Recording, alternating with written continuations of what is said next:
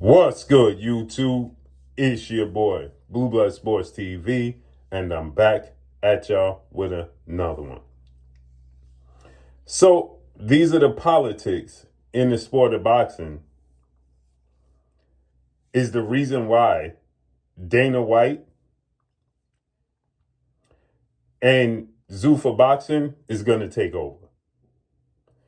And when you seen Roy Jones Jr., the legend, the icon, the Hall of Famer, go on the rant that he ran on about the Muhammad Ali Act being changed,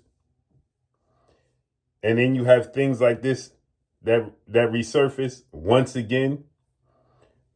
We had the situation where the World Boxing Council, better known as WBC, tried to force Shakur Stevenson to pay $120,000 because he was going up a weight class to fight for a sanction body in the World Boxing Organization, better known as WBO, against their champion at 140, Teofimo Lopez.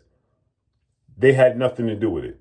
They tried to force Terrence Crawford to pay an extra $300,000. He refused, and they tried to make him look like the bad guy. But there's no rants about that.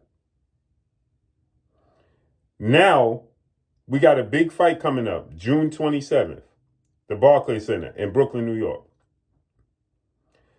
The unified, undefeated Puerto Rican star world champion junior middleweight, Xander Zayas, 23 wins, no loss, no draw, 13 wins by way of knockout. He's the unified WBA, WBO junior middleweight champion. He's going to face off against the phenom, as I refer to him as, the former lineal unified WBA, IBF, Ring Magazine welterweight champion, and now the former WBA interim junior middleweight champion, undefeated superstar boxer, Jaron Ennis, who was 35 wins, no loss, no draw, 31 wins by way of knockout. Jaron Ennis is forced to vacate an interim title. He has to vacate the WBA interim title in order to fight Xander Zayas for both belts. If he kept the interim belt, he was not going to be able to fight for the WBO title because he has an interim title that's going to be vacated automatically once he becomes the WBA champion because he's going to be the super champion. Politics as usual.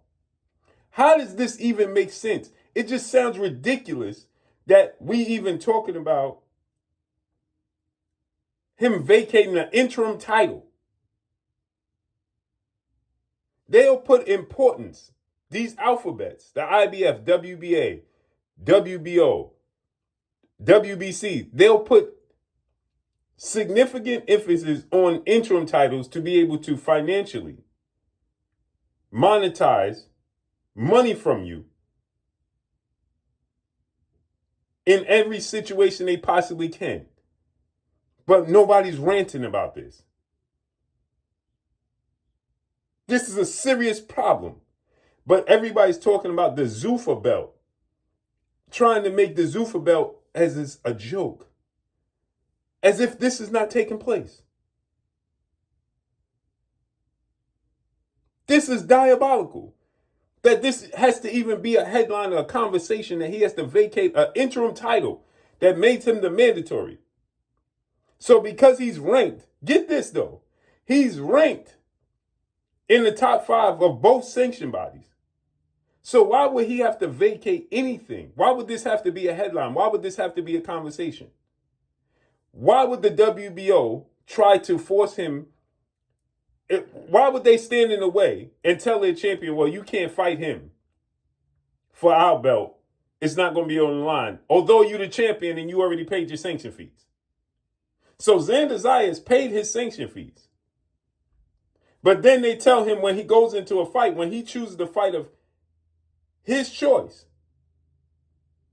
voluntary, he don't have to, or mandatory, they're going to say, well, we ain't going to sanction, we ain't going to put our belt on the line because of politics. But you already paid us, though. Crazy work. Crazy work that this is even a conversation. That's what's diabolical. This is actually a conversation. Take that into consideration. This is a conversation.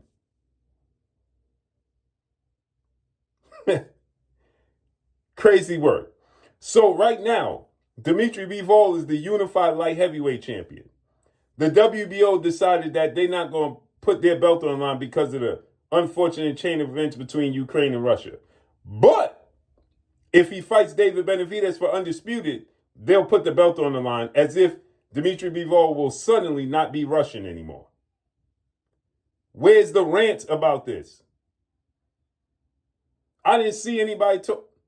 Man, that's all I got for y'all, man. Follow me on Instagram at Blue Blood Sports TV, or one word, I'm gone. Peace.